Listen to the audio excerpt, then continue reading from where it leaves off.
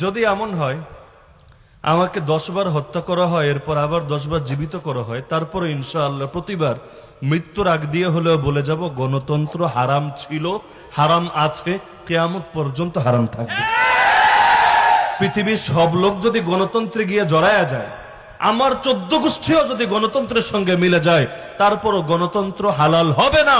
যেটা আল্লাহর কোরআন দ্বারা হারাম, যেটা নবীর হাদিস দ্বারা হারাম, সেটা চিরকাল হারামই থাকবে।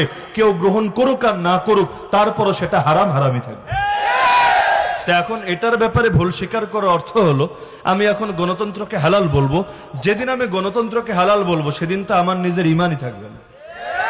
আর আল্লাহ না করুক কোনোদিন যদি আমার মুখ থেকে এমন কোনো কথা বের হয়, সবাইকে সাক্ষী রেখে বলে যাচ্ছি, কোনোদিন আল্লাহ না করুক, আল্লাহ না করুক, আল্লাহ না করুক, যদি এই জাতীয় কোনো কথা বের হয় যে আমি কুফরের পক্ষে দালালি করা শুরু করেছি, আমাকে ত্যাগ করবেন, বয়কট করবেন। ইমাম ইবনে তাইমিয়া রাহিমাহুল্লাহ যেমন বলেছিলেন, তোমরা যদি দেখতে পাও আমি কোরআন মাথার উপর নিয়ে মঙ্গোলীয় তাতারি বাহিনীর সঙ্গে মিলে গিয়েছি আর ওদের সঙ্গে ওদেরকে সাহায্য করে আমি মুসলমানদের বিরুদ্ধে যুদ্ধ চালাচ্ছি, তাহলে তোমরা আমার ইসলামের দুশমন মনে করবা, আমাকে তোমাদের তীরের লক্ষ্যবস্তু বানাবা। একই কথা আমিও বলে যাচ্ছি, সাক্ষী রেখে বলে যাচ্ছি। এই সাক্ষীর সবাই আপনারাও থাকবেন, মিডিয়াগুলোও থাকবে। কোনোদিন আল্লাহ না করুন যদি এমন হয় কুফরের পক্ষে, এই কুফরি ইজমগুলোর পক্ষে মুখ দিয়ে কথা বের হয়, আমাকে বয়কট করবেন। কারণ ব্যক্তি পূজার ইসলামে কোনো সুযোগ নেই। যতদিন হকের উপর কেউ থাকবে তার প্রতি মহব্বত থাকবে হকরে মহব্বত করার কারণে। আর কেউ যদি হক থেকে সরে যায় তার প্রতি কোনো মহব্বত থাকবে না। আল্লাহ রসুল সাল্লাল্লাহু আলাইহি ওয়াসাল্লামের জামানায় এমন হয়েছে, রাসূলের জামানায় অনেক লোক ইসলাম ছেড়ে মুরতাদ হয়ে গিয়েছে। এমনকি কেউ কেউ পরবর্তীতে শাতিম হয়েছে। আল্লাহ রাসূলের সাহাবীরা তাদের সঙ্গে মুরতাদা শাতিমের মতো আচরণ করেছেন, মুমিনের মতো আচরণ করে নাই। মরার আগে আদর্শ থেকে বিচ্যুত হওয়া যে কারো পক্ষে সম্ভব।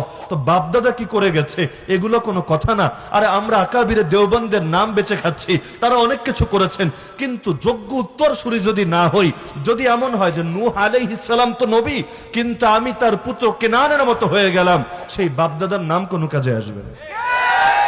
কেনান যদি নূহ আলাইহিস সালামের সাইনবোর্ড ব্যবহার করে তা আযাব থেকে বাঁচতে পারবে না।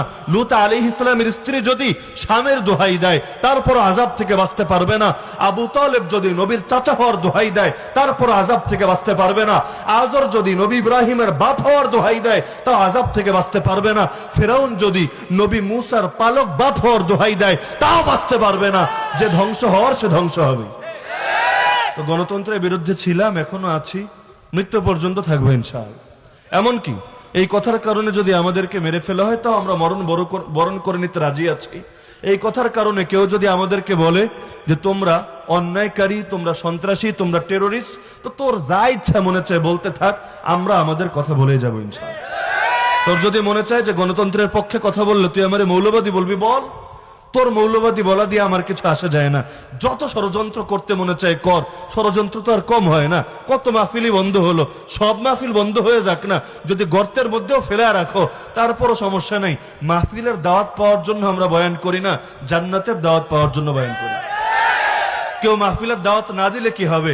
রব যদি জান্নাতের দাওয়াত দেন যথেষ্ট ইনশাআল্লাহ। শরীয়তের আইন যারা মানে না তাদের দলে যোগ দেওয়া আরাম। গণতন্ত্র হারাম, গণতান্ত্রিক দলে যোগ দেওয়া আরাম। একই বলে হরে কৃষ্ণ হরে রাম, দাড়ি পাল্লায় উঠিলাম। নাউজুবিল্লাহ।